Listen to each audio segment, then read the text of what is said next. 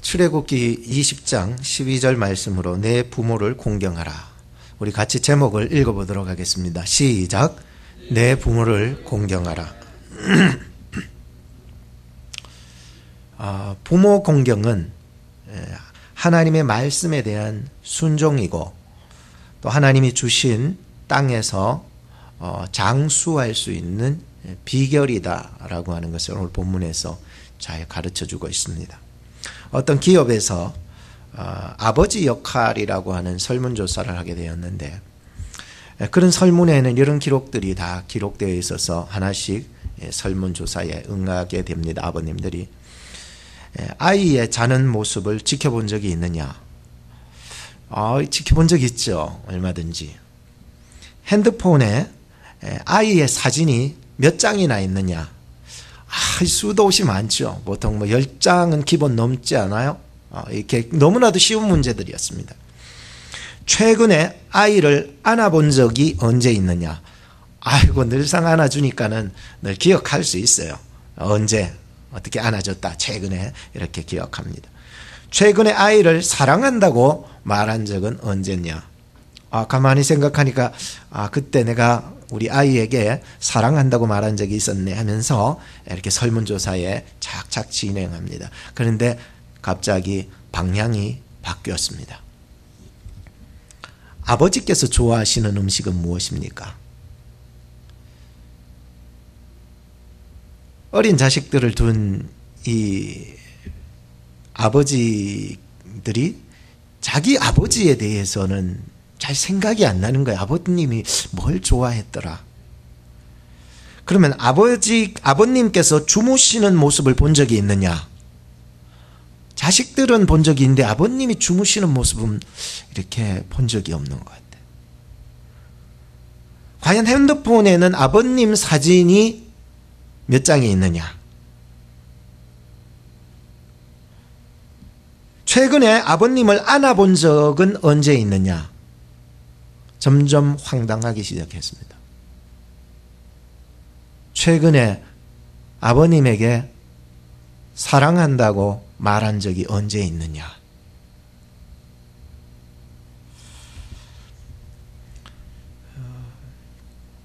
아버지라고 하는 그 노래가 있어요. 거기 노래에 보면은 이런 가사가 있더라고요. 한 걸음도 다가설 수 없었던 내 마음을 알아주기를 얼마나 바라고 바래왔는지 눈물이 말해준다. 점점 멀어져 가버린 쓸쓸했던 뒷모습에 내 가슴이 다시 아파온다. 서로 사랑을 하고 서로 미워도 하고 누구보다 아껴주던 그대가 보고 싶다. 가까이 있어도 다가서지 못했던 그래 내가 미워했었다. 점점 멀어져 가버린 쓸쓸했던 뒷모습에 내 가슴이 다시 아파온다. 아버지를 아버지라고 부르지 못하고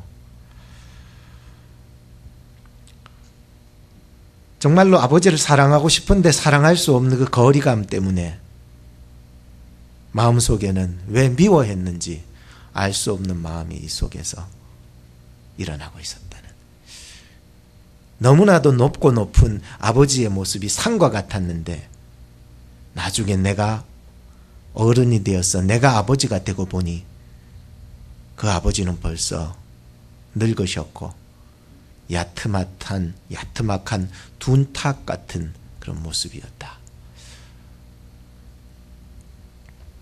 우리 아버님에게 잘해드려야 하겠다는 이런 마음이 들었습니다.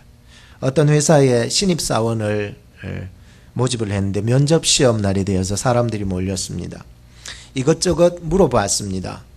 그리고 마지막에 이 심사하는 사람들이 그 남자에게, 신입사원 시험 보는 남자에게 마지막 질문으로 이런 질문을 던졌습니다. 어머니의 발을 씻어 드린 적이 있으십니까? 가만히 생각하니까 자기는 태어나서 어머니에게 받기만 하고 어머니의 발을 한 번도 씻어준 적이 없었습니다. 그래서 없다라고 얘기했습니다. 이것이 당신에게 주는 마지막 관문입니다. 오늘 집으로 돌아가셔서 어머니의 발을 씻겨드리고 다시 오신다면 당신은 이 회사에 입사할 수 있을 것입니다. 이 아들은 공부도 잘했고 배경도 좋고 많은 사회활동을 통해서 업적도 가지고 있어서 좋았으나 어머니의 발을 여태껏 한 번도 씻어드린 일이 없어서 그날 저녁에 집으로 돌아가서 어머니를 기다리고 있었는데 밤늦게서야 어머니가 일을 마치시고 돌아오셔서 어머니, 제가 발을 씻어드리겠습니다. 어머니의 말씀이 됐다. 어머니, 제가 발을 씻어드리겠습니다. 아이, 됐다니까. 아들은 어머니에게 말했어요. 어머니, 오늘 회사에 갔는데 입사시험에서 이게 마지막 관문이었어요. 어머니의 발을 씻겨드려야만이 그 회사에 들어갈 수 있다고 그래요. 어머니께서는 발을 내미루셨습니다. 그리고 물을 떠오셔서 발을 씻어드리는데 발을 이제 양발을 벗겨서 씻겨드리는데 깜짝 놀랐습니다. 어머니의 발이 이렇게 거칠 줄 몰랐습니다. 마치 나무 껍질과 같았어요. 그리고 발을 계속 씻는데 발가락을 씻는데 신경통으로 발가락이 굽어 있는 것이었어요. 마음이 뭉클했습니다. 마지막으로 발바닥을, 어머니 발바닥을 씻겨드리는데 눈물이 와약하게 터진 것이었습니다. 너무나도 찢어지고 갈라진 어머니의 발바닥을 만지면서 그저 울기만 했습니다. 나 실제 괴로움 다 잊으시고 기르실젠 밤낮으로 애쓰는 마음 진 자리 마른 자리 가라니시며 손발이 다닳도록 고생하시네.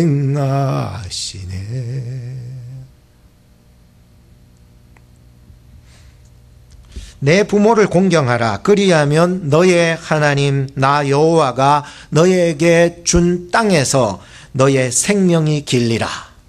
오늘 저는 이 말씀을 여러분들에게 전하고 있습니다. 첫째는 부모입니다. 부모가 잘해야 된다고 생각이 먼저 들었습니다. 부모의 존재가 뭘까? 부모란 무엇일까?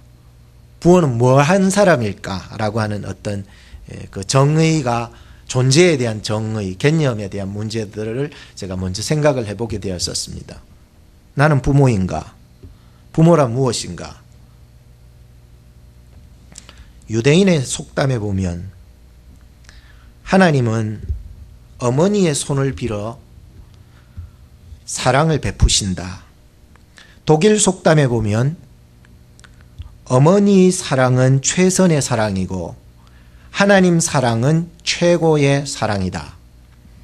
링컨은 말하기를 내가 성공했다면 그것은 천사 같으신 어머니의 덕이다.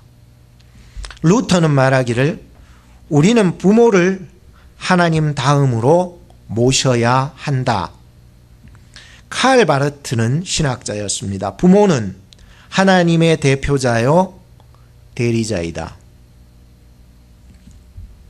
가정행복 심리연구소의 소장으로 계신 이상열 목사님의 그 가정 세미나를 이렇게 들어보면서 그가 부모를 세 가지로 정리를 했습니다. 첫째, 부모는 자녀에게 전능자 신과 같다라고 얘기를 하게 되었습니다. 참 어떻게 돌아보면 어떻게 부모라고 하는 존재가 내 자신을 보면 완전치 못하는 불완전체인데 늘 미숙함에 살아가는 존재인데 자녀들이 생각할 때에는 부모라고 할 때에 부모는 마치 부모님은 전능자 신과 같아 보이는 거예요. 하늘이 없는 땅이 없듯이 부모가 없는 우린 존재할 수가 없습니다. 하나님께서 말씀으로 천지를 만드셨듯이 부모님은 말 한마디로 자식을 만들어가는 것입니다. 둘째는 부모는 자녀에게 거울과 같다라고 했습니다. 교육학자들은 사람이 자라날 때의 그 인격이 6세 전에 완성이 된다고 했습니다. 보고 배우는 것이 부모를 통해서 인격이 완성이 되는 것이라는 것이죠. 그래서 부모는 마치 거울과 같은 거예요. 자녀들이 부모를 보고 엄마의 모습을 보고 아빠의 모습을 보고 인격이 완성이 되어 간다는 거예요. 그러니까 부모님은 뭐와 같다고요? 거울과 같다라고 얘기를 하는 거예요. 거울을 다 보시잖아요.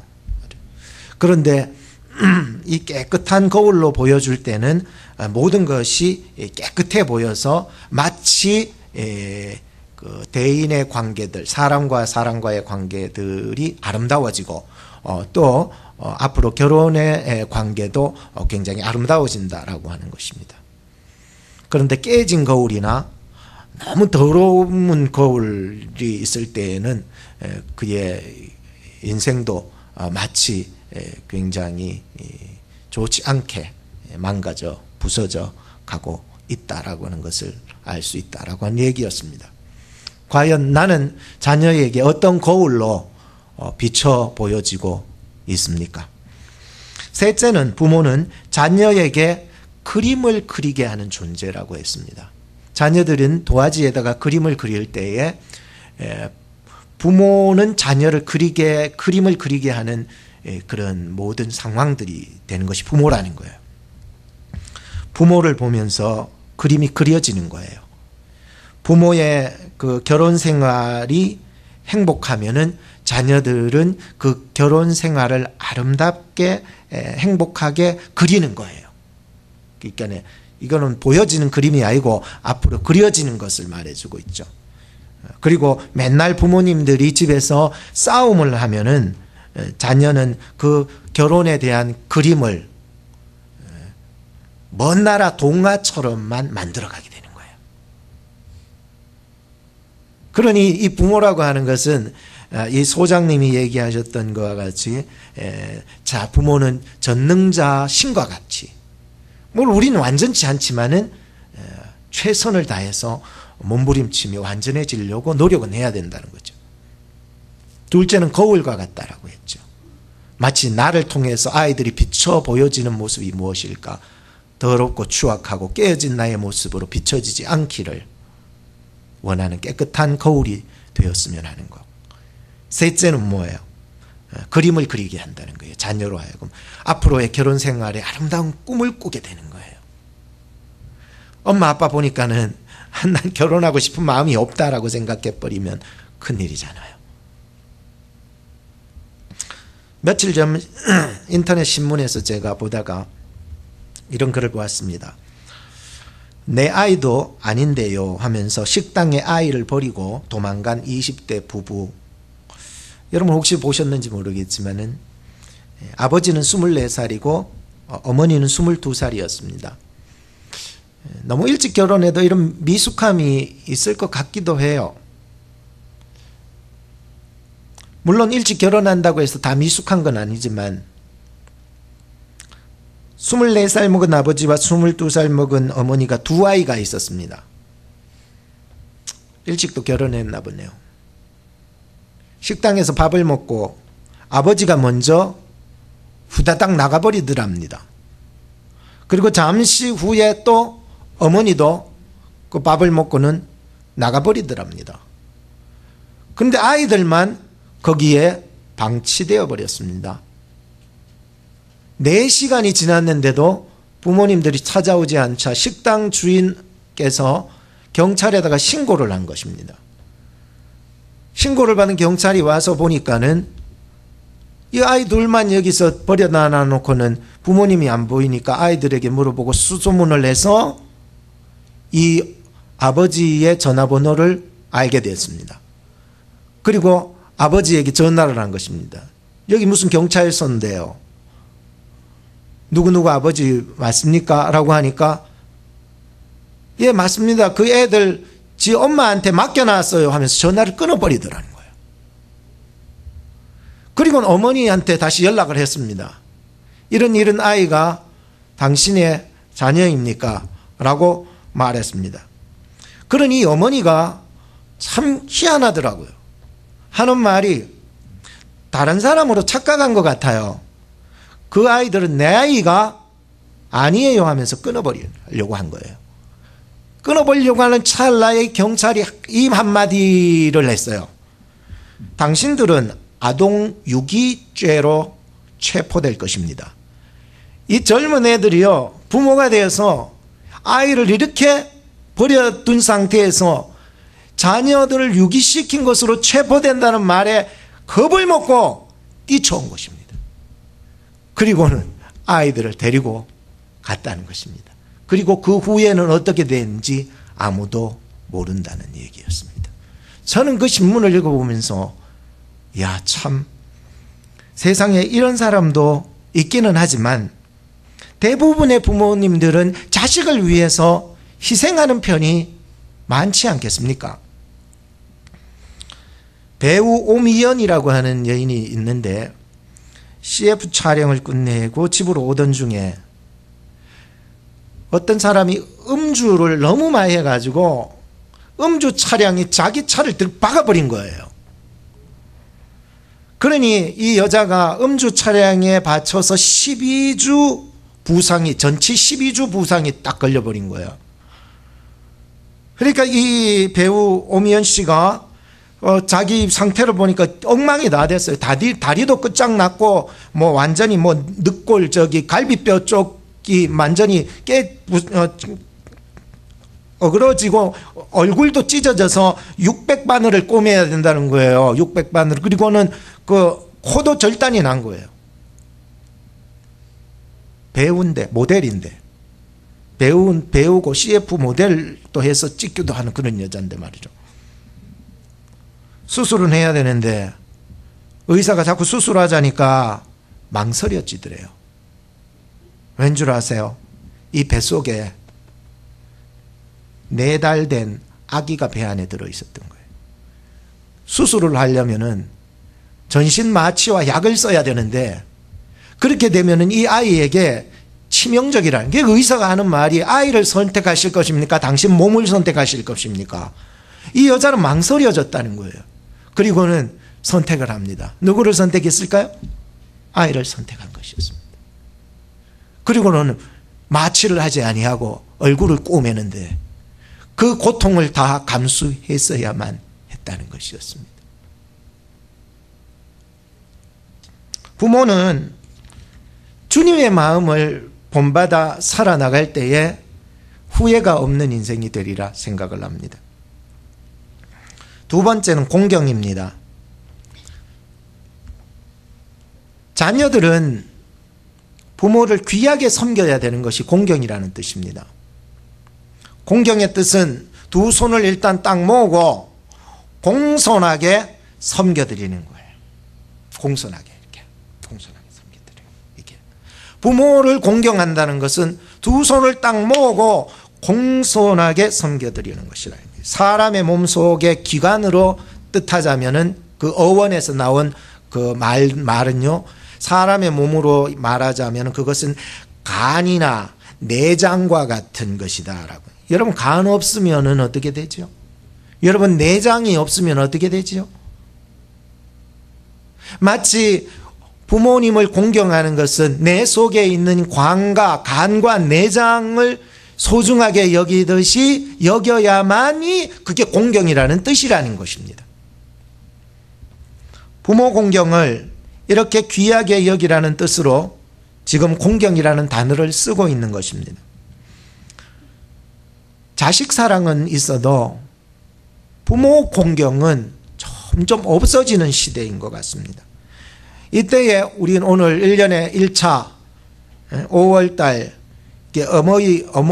어버이날을 이렇게 정해가지고 이렇게 섬기는 건 참 감사한 일이라고 생각해요. 왜 이걸 그냥 공식적으로라도 지정해서 없으면 더 잊어버리니까 공식으로라도 지정을 해서 이때를 어머니를 기억하자, 아버지를 기억하자, 부모님을 귀하게 여기고 공손하게 그분들을 섬겨나갈 수 있는 마음을 이때라도 제발 좀 기억하라라고 하는 하나님의 명령이었다는 거예요. 이거는 뭐 윤리적인 차원을 뛰어넘어서 하나님의 명령을 순종하느냐 안 하느냐의 문제가 첫 번째 걸려 있다는 거예요. 부모 공경요, 뭐 윤리적으로 뭐 도덕적으로 맞지만 하나님의 말씀에 순종하는 명령이었다는 거예요. 왜? 하나님의 말씀에 순종하면 몇 대까지 천을 받아요? 1000대까지 복을 받아요. 이건 우리에게 하나님이 주신 명령은 우리로 하여금 잘 되게 하시기 위해서 주신 하나님의 명령의 말씀이었거든요. 안 되라고 주신 말씀은 아니에요. 어느 날 젊은 부부가 밭으로 일 나가면서 아침에 일찍 이 아이를 잠에서 깨워서 밭으로 데려가기 어렵잖아요. 그러니까 늙으신 시아버님 옆에다가 눕혀놓고 이제 일하러 갔어요. 실제적으로 있었던 거죠. 갔어요. 밭에 열심히 일을 하는데 중간에 이제 어머니가 좀 돌아왔어요. 돌아와 보니까는 이 아이가 시아버님이 그만 잠결에 이불을 이렇게 감싸면서 이 손자 녀석의 얼굴에다 덮으면가지고 질식사를 시킨 거였어요. 이 광경을 보게 된 이 어머니가 깜짝 놀랐습니다. 며느리가 난리 난 거예요. 이럴 수가 있나 뭐 이렇게. 근데 이 며느리는 조용히 아버님 깰까봐 자식만 몰래 들쳐업고 남편에게 갔대요. 남편에게 또 가더니 이 남편이 이 질식사 있는 걸 이제 알고는 야 이놈의 자식아, 네가 부모를 걱정시켜드린 이 나쁜 놈아 하면서 볼태기를 때려버렸다는 거예요. 그렇게 볼태기를 한 대 탁 맞고는 다시 숨이 돌아왔다는 거예요. 어찌 부모님을 이렇게 걱정시켜드린 볼태기를 때렸다. 그리고 그것이 이제 동네 방네 소문이 나가지고 사람들이 그 동네를, 한국에도 가만히 있어요, 효자동이라고 들어보셨나요?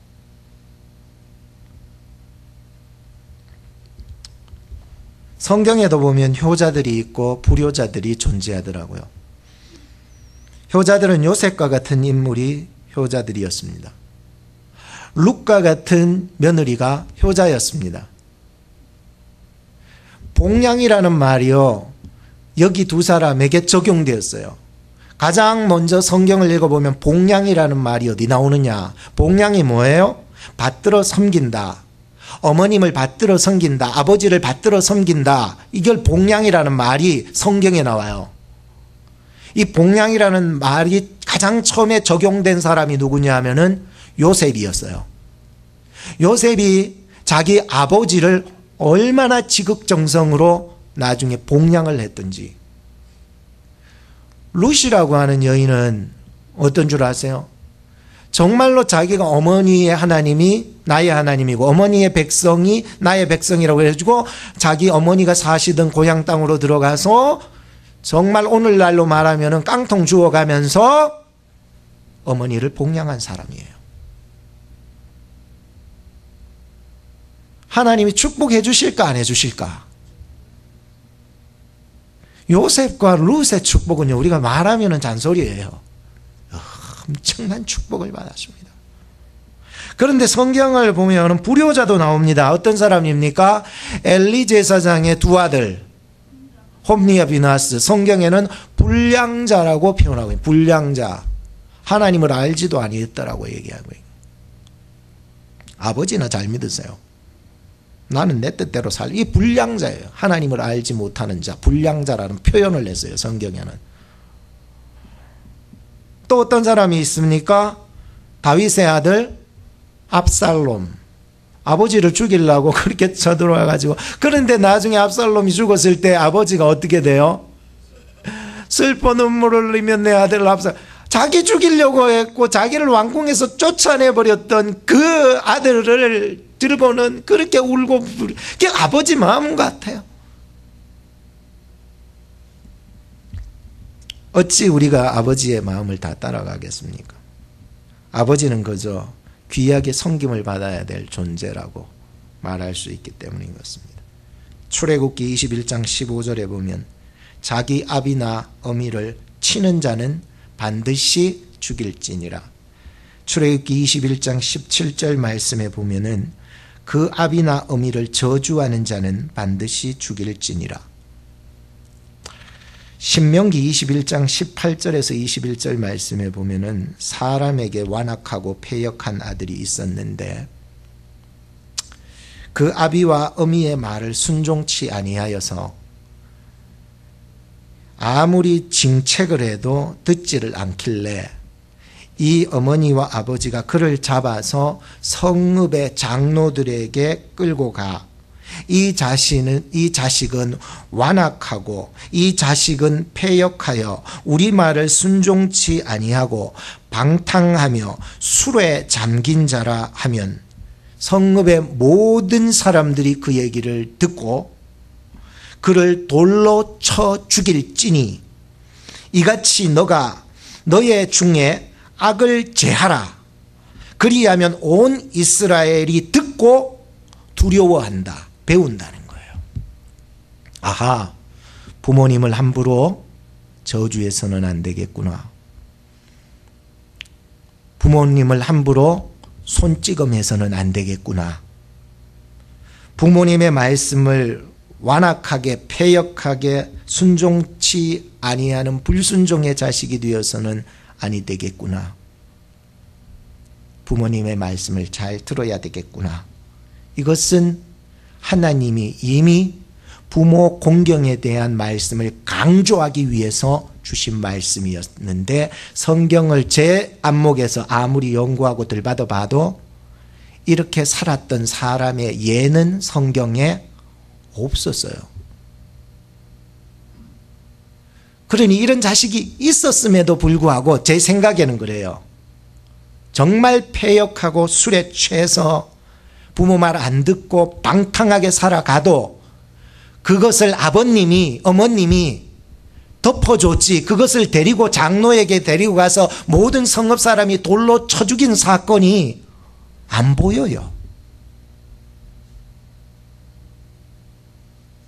그런 사람 있었으리라 생각은 해요. 근데 성경에 그 사람의 예를 끄집어낼 수가 없어요. 그것은 부모님의 사랑이 너무나 크기 때문이 아니었을까. 결론을 짓겠습니다. 에베소 6장 1절에서 4절 말씀을 보면 두 가지로 말씀합니다. 하나는 자녀들이 또 하나는 부모들이. 첫째 1절 말씀에 보면 자녀들아 너희 부모를 주 안에서 순종하라. 이것이 옳으니라. 네 아버지와 어머니를 공경하라. 이것이 약속 있는 첫 계명이라. 이 약속 있는 첫 계명이라는 것은 바로 하나님과 같이 공경하는 마음을 가지라 이런 뜻이기 때문에 첫 계명으로 사용되고 있습니다. 이는 너가 잘되고 땅에서 장수하리라. 또 두 번째입니다. 아비들아 너희 자녀를 노엽게 하지 말고 오직 주의 교양과 훈계로 양육하라. 그러니까 무슨 얘기입니까? 자녀들이 부모를 순종하되 주 안에서 순종하고 공경해야 되는 것, 그것이 내가 잘되고 내가 장수하는, 이 장수라는 생명도 하나님 안에서의 영원한 생명의 신앙적인 의미죠. 둘째로는 부모들은 자녀를 노엽게 하지 말고 오직 주의 교양이라고 하는 것은 책망을 말해주고 있어요. 교양과 훈계로 대화를 말해주고 있어요. 책망과 채찍과 대화로 양육을 하라. 오냐 대화로만 풉시다. 그게 아니거든요. 어쩔 때는 채찍도 주시고 뭐라 그러기도 하잖아요. 자식들 그리 안 키웁니까? 그만 오냐만 키웁니까? 그건 아니잖아요. 그것은 진짜로 자녀들에게 할 수 있는 부모의 역할이 아니잖아요. 자녀들은 부모를 주 안에서 순종하고 공경하라 했습니다. 부모들은 자녀를 노엽게 하지 말고 주의 교양과 훈계로 오직 양육하라라고 말씀했습니다. 저는 이렇게 매년 돌아오는 이 어버이 주일을 맞이하지만은 이렇게 매년 좀 더 성숙한 모습으로 섬겨드릴 수 있는 자녀들이 되었으면 좋겠다는 생각이 들어요. 그러면서 이 말씀을 좀 묵상하고 고민하면서 과연 어떻게 성숙한 모습으로 올해는 더 섬겨드릴까. 근데 섬겨드릴 내 부모가 없어요. 이제 내가 성숙해 보니까 너의 부모가 없는 거예요. 여러분, 부모님 있을 때 더 성숙한 모습으로, 완전하지는 않겠죠. 뭐 다 내리사랑이지 올리사랑은 없다고 하듯이. 그럼에도 불구하고 좀 더 성숙한 모습으로 부모님을 섬겨드릴 수 있는 공경심이 무엇일까? 그래서 공경이라고 하는 것은 자녀들이 부모님을 평안하게 해드리고 섬길 수 있는 것인데, 오늘 에베소서 6장 1절 말씀해 보면 부모를 주 안에서 순종하고 공경해 나가는 것이야말로 진짜 어버이 말을 듣고 또 그 말에 참된 공경을 이룰 수 있겠다는 생각을 많이 가졌어요. 이것은 어머님만 혼자 신앙생활 잘하세요 떠미는 것은 불효예요. 여기에서 에베소서 6장 1절에서 3절까지의 이 첫 번째 얘기한 주 안에서 부모를 순종하고 부모를 공경하다는 말은 어머니나 잘 믿으세요라고 하는 게 아니에요. 불효예요. 어머니가 하나님을 잘 믿을 수 있도록 섬긴다는 것은 어머니 마음속에 걱정 끼쳐드리지 말아야지요. 그러기 위해서는 어머니의 신앙을 따라 나도 함께 신앙생활을 바로 해야 돼요? 삐딱하게 해야 돼요? 여러분, 에베소서 6장의 말씀을 잘못 이해하시면 안 되는 거예요. 저는 하나님의 말씀을 전하고 있고요. 이것은 부모 공경은 어떻게 부모를 공경하고 순종해 나가야 되는지, 주 안에서 내가 어떻게 순종하는지를 잘 알아야 되는 거예요. 어머니나 잘 믿으세요? 불효예요. 어머니를 평안하게, 마음 편안하게 천국의 길로 이끌어주기 위해서는 어머니의 뒤를 따라서 그 신앙을 본받아 가야 될 줄로 믿습니다. 여러분, 아멘 안 해도 좋아요. 이거는 제가 바로 가르쳐야 되기 때문이에요.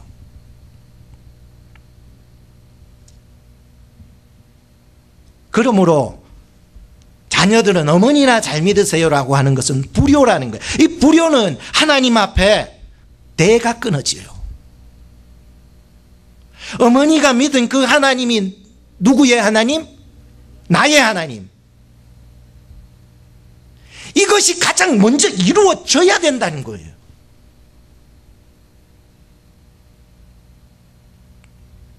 둘째는, 제가 자식들한테만 야단을 치는 것 같아 죄송합니다. 둘째는 부모도 정신 차려야 된다는 거예요.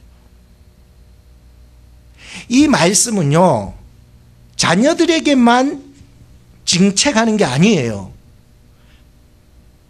부모에게도 말씀하고 있어요. 4절 읽었지요? 4절 읽었잖아요. 에베소서 6장 4절. 뭐라 그래요? 에? 또 아비들아, 너희 자녀를 뭐 하지 말고? 노엽게 하지 말고 오직 주의 교양과 훈계로 뭐 하라고?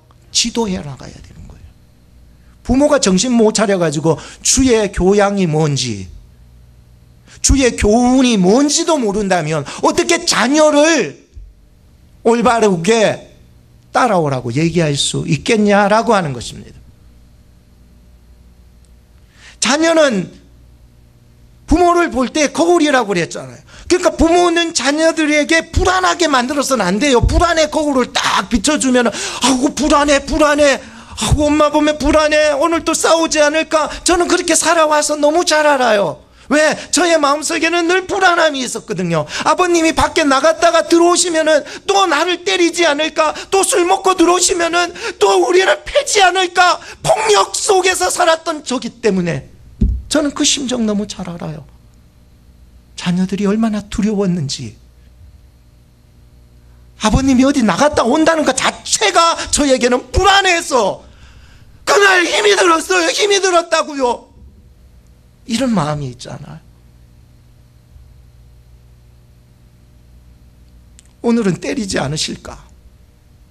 오늘 아침에 일어나서 부엌칼이 한국에는 이만하잖아. 시퍼런 칼을 휙 갈아가지고 검은 칼 그거를 들고 사람 죽이려고 쫓아올 때 얼마나 두려웠는 줄 아세요? 제가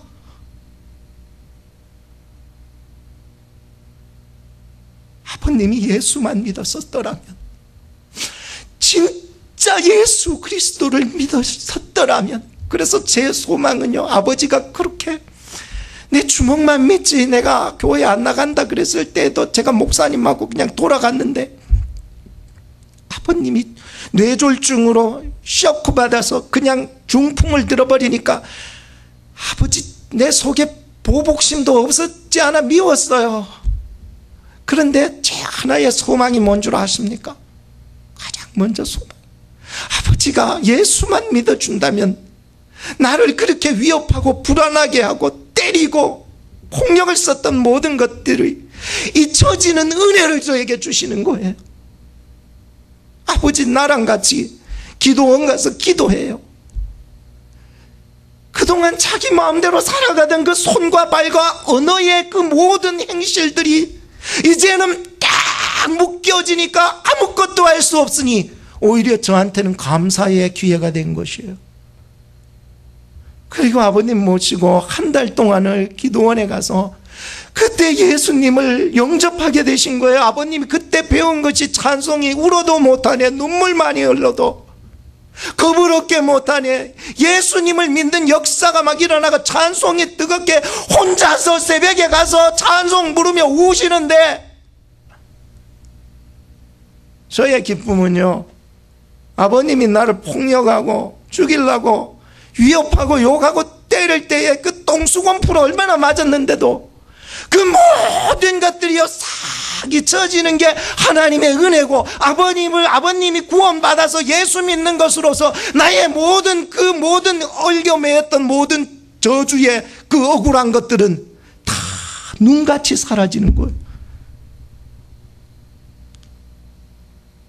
하나님 감사합니다.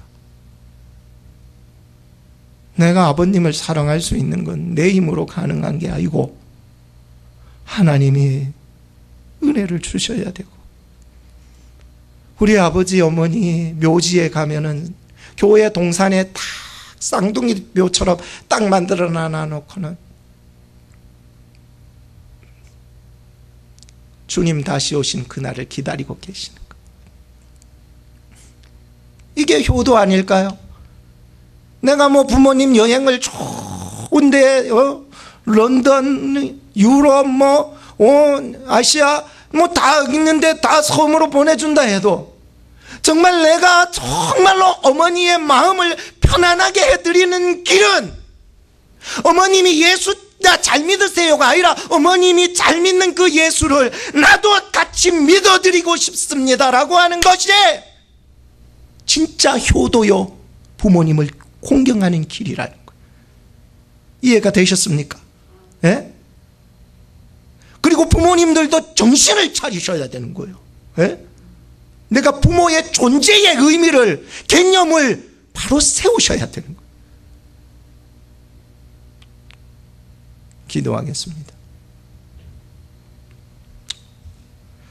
하나님께 감사하옵는 것은 저희들에게 부모님을 주신 것입니다. 부모님을 주 안에서 마음 평안히 모셔드리게 저희들에게 이 믿음을, 말씀에 대한 믿음을 확실하게 주시옵소서. 주 안에서 부모님과 함께 신앙의 길을 걸어갈 수 있도록 룻과 같이, 요셉과 같이 하나님 안에서 효자 노릇할 수 있도록 도와주시옵소서. 또한 신앙의 부모로서 깨어 있어야 합니다. 주의 교양이 무엇인지, 주의 훈계가 무엇인지 알아 자녀들을 주의 말씀으로 잘 지도해 나갈 수 있는 우리 부모님들이 될 수 있도록 부모님들의 말 한마디와 행동거지 하나하나를 말씀 안에서, 신앙 안에서 붙잡아 주셔서 자녀들을 불안하게 하지 말게 하시고 자녀들에게 마음의 분노가 일어나지 않도록끔 지도할 수 있도록 우리 부모님들을 능히 든든히 붙잡아 주시옵소서. 2019년도 올 한 해에 더 성장하는 행복한 가정 되기를 소망하며 예수 그리스도의 이름으로 기도하옵나이다. 아멘.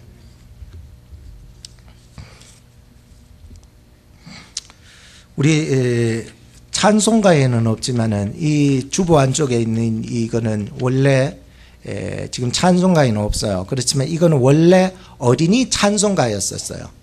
근데 요거를 이제 부르기 전에 우리 청년회에 나오셔서 잠깐 청년회 가는 우리 청년들을 위해서 시간을 갖도록 하겠습니다.